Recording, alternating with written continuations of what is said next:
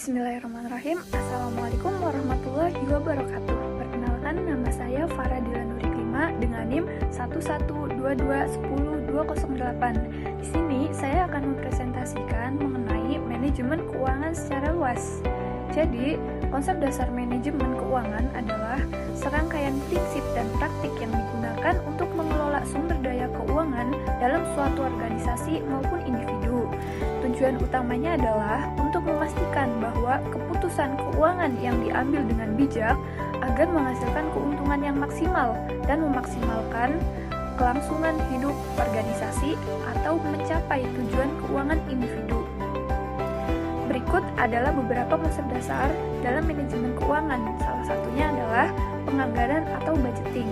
Jadi, penganggaran adalah proses merencanakan dan mengalokasikan dana untuk berbagai kegiatan dalam suatu periode tertentu.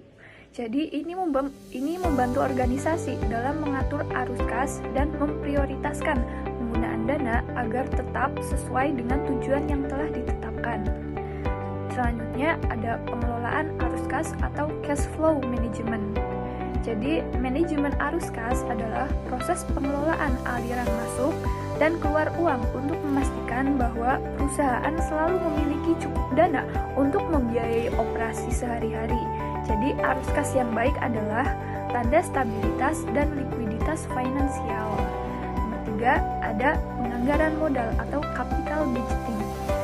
Jadi, proses ini melibatkan penilaian proyek atau investasi yang besar seperti pembelian aset tetap atau ekspansi usaha. Jadi, analisis ini membantu manajer keuangan dalam menilai risiko, imbal hasil, dan dampak investasi terhadap tujuan keuangan jangka panjang perusahaan. Nomor 4, ada pengelolaan risiko. Manajemen risiko adalah strategi untuk mengidentifikasi, menganalisis, dan mengurangi risiko finansial yang mungkin dihadapi perusahaan. Ini termasuk risiko pasar, risiko kredit, risiko operasional, dan risiko lainnya yang dapat mempengaruhi keuangan perusahaan. Nomor 5, ada struktur modal.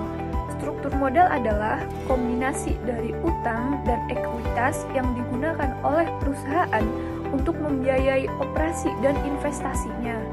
Manajemen keuangan harus mencari struktur modal yang optimal agar biaya modal lebih rendah. Namun, perusahaan tetap memilih fleksibilitas. Yang keenam, ada pengelolaan investasi. Manajemen investasi melibatkan pemilihan aset atau instrumen keuangan yang tepat untuk mengembangkan kekayaan perusahaan atau individu. Proses ini mencakup analisis portofolio, diversifikasi, dan penilaian risiko imbal hasil. Yang ketujuh, ada pengembalian maksimal. Salah satu tujuan utama manajemen keuangan dalam perusahaan adalah memaksimalkan kekayaan pemegang saham. Ini dilakukan dengan membuat keputusan keuangan yang meningkatkan nilai saham di perusahaan di pasar. Yang kedelapan, ada valuasi dan penilaian aset. Jadi, valuasi atau penilaian aset adalah proses menentukan nilai wajar aset yang dimiliki perusahaan, baik aset berwujud maupun tidak berwujud. Penilaian ini berguna dalam pengambilan keputusan terkait penjualan aset, investasi baru, dan merger atau akuisisi. Yang kesembilan, ada likuiditas dan solvabilitas. Jadi, likuiditas mengacu pada kemampuan perusahaan dalam memenuhi kewajiban jangka pendeknya. Sedangkan solvabilitas adalah kemampuan perusahaan untuk membayar semua kewajiban jangka panjang. Jadi, kedua faktor ini penting untuk memastikan stabilitas keuangan perusahaan. Dan yang terakhir ada analisis laporan keuangan.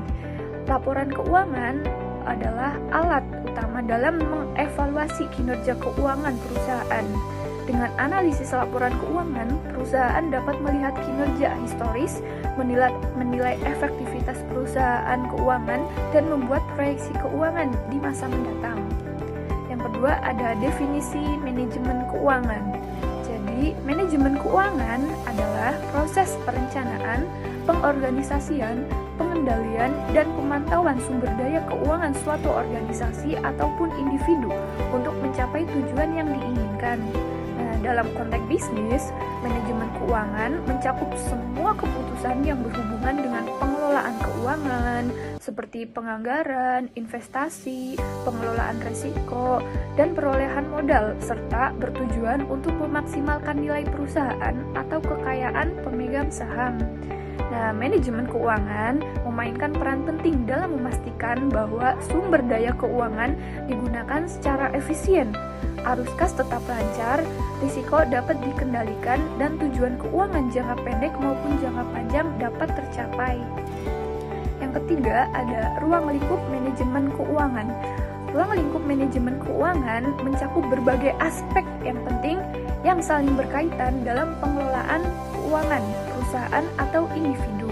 Nah, berikut adalah ruang lingkup utama dalam manajemen keuangan. Yang pertama, ada keputusan investasi atau investment decision.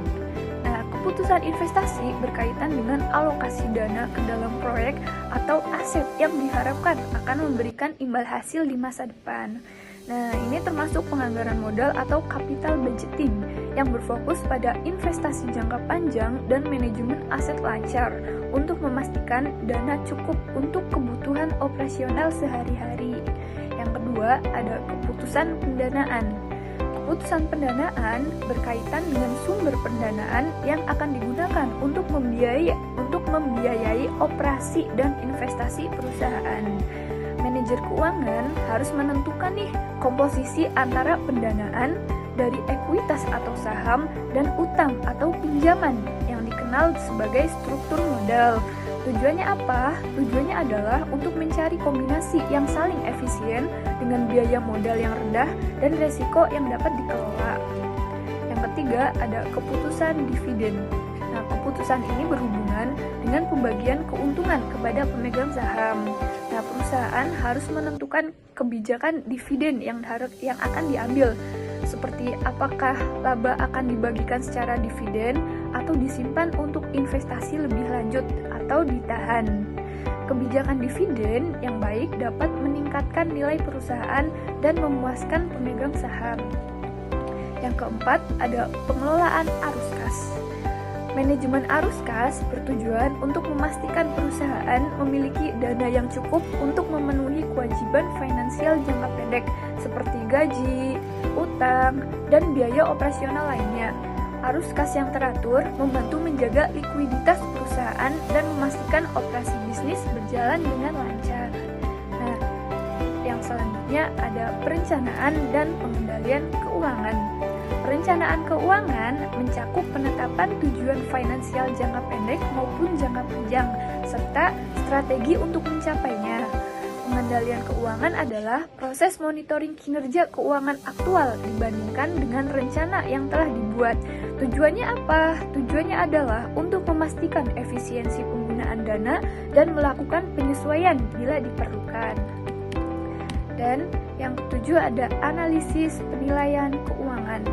Analisis keuangan adalah proses untuk menilai kinerja keuangan perusahaan dengan menggunakan laporan keuangan untuk mendapatkan gambaran tentang profitabilitas, likuiditas, dan solvabilitas perusahaan.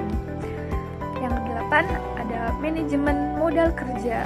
Jadi, manajemen modal kerja adalah pengelolaan aset lancar dan kewajiban lancar perusahaan untuk memastikan operasi bisnis dapat berjalan dengan lancar tanpa gangguan. Nah, poin yang keempat ada kerangka berpikir. Nah, jadi kerangka berpikir dalam manajemen keuangan itu mencakup mengenai pemahaman tentang bagaimana sih perusahaan mengelola sumber daya keuangannya untuk mencapai tujuan. Nah, ini melibatkan seperti analisis laporan keuangan, pengendalian likuiditas, perencanaan investasi, dan pengelolaan risiko. Nah, berikut ada sih beberapa komponen penting dalam kerangka berpikir manajemen keuangan. Yang pertama ada tujuan keuangan. Jadi tujuan keuangan itu seperti memaksimalkan profit atau keuntungan, terus meminimalkan biaya dan mencapai tujuannya. Yang kedua ada pengelolaan aset. Pengelolaan aset itu mencakup seperti mengelola aset yang dimiliki secara efisien, memaksimalkan penggunaan sumber daya yang optimal, dan mengawasi neraca dan laporan laba rugi analisis kerja. Yang ketiga ada perencanaan dan pengendalian, analisis laporan keuangan, serta manajemen resiko. Yang kelima ada jenis-jenis laporan keuangan. Nah, jenis-jenis laporan keuangan yang utama yang umumnya disusun oleh perusahaan adalah sebagai berikut. Yang pertama ada laporan laba rugi atau income statement. Fungsinya apa? Fungsinya untuk menyajikan informasi mengenai pendapatan, beban, laba, atau rugi perusahaan selama periode tertentu, misalnya bulanan, kuartalan, atau tahunan. Nah, komponen utamanya mencakup pendapatan, beban, laba atau rugi bersih. Selanjutnya, yang nomor 2 ada laporan neraca atau balance sheet. Fungsinya apa? Fungsinya untuk menyajikan gambaran posisi keuangan perusahaan pada suatu titik waktu tertentu, terutama aset, kewajiban, dan ekuitas pemilik. Komponen utamanya apa aja? Komponen utamanya seperti aset, kewajiban, serta ekuitas. Yang ketiga ada laporan arus kas atau cash flow statement. Fungsinya untuk memberikan informasi mengenai aliran kas masuk dan keluar perusahaan selama periode tertentu. Laporan ini membantu memahami likuiditas perusahaan dan sumber dana operasionalnya. Komponen utamanya ada arus kas dari aktivitas operasional, arus kas dari aktivitas investasi, serta arus kas dari aktivitas pendanaan. Yang keempat ada laporan perubahan ekuitas. Fungsinya apa? Fungsinya untuk menyajikan perusahaan dalam ekuitas pemegang saham selama periode tertentu. Laporan ini penting untuk memahami faktor-faktor yang mempengaruhi modal pemilik. Komponennya meliputi modal awal, laba atau rugi bersih, dividen, dan penambahan modal atau penarikan saham. Yang kelima, ada catatan atas laporan keuangan. Fungsinya memberikan informasi tambahan untuk melengkapi laporan keuangan utama, menjelaskan kebijakan investasi, dan memberikan rincian yang lebih mendalam terkait pos-pos tertentu. Komponennya adalah kebijakan akuntansi, rincian aset dan liabilitas, serta kontingensi dan komitmen. Yang terakhir ada jenis-jenis laba yang diketahui.